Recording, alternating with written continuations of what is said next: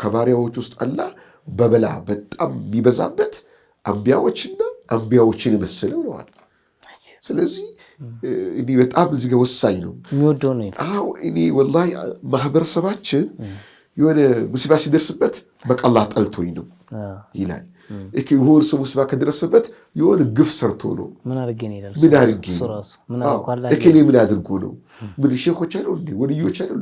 ሷሊዎች ለምንድን ነው አላህ የሆነ ችግርማ ቢኖርባቸው ነው? ላ አንቢያዎችን አላህ የፈተነበት ይህን ለማሳየት ነው። አንድ ነቢይ አላህ የሚያደርገው ከሰው መርጦት ነው። ተመርጧል፣ ከሰው በላይ ነው። ሆኖም ግን ፈተና ይፈተናል። ነቢዩ አዩብ ዓለይሂ ሰላም በበሽታ በጣም ተፈተኑ፣ ሰብር አደረጉ፣ ተቋቋሙ። ዱዓ እንኳን አላደረጉ ይባል ምንም ታሚማለው አላሉም። መጨረሻ ላይ ይባላል ምላሳቸው ነው የቀረችው እና ቀልባቸው አላህ የሚያስታውሱበት የሚዘክሩበት ሲያዙ፣ ሁለቱ ሲያዙ እኒ መሰኒ የዱሩ ወአንተ አርሐሙ ራሒም። በቃ ይህን ተናገሩት።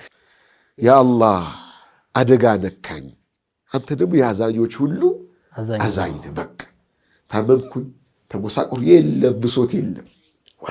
ጠርገውት ያን ሁሉ የዛን አላህ ብለ ፈስተጀብና አለ። ዱዓውን ተቀበለው ኸላስ። ያውም ደግሞ ከዓመታት በኋላ ከስንት ዓመታት በኋላ ከስንት ዓመት ስቃይ በኋላ የነዚህ ነብይ።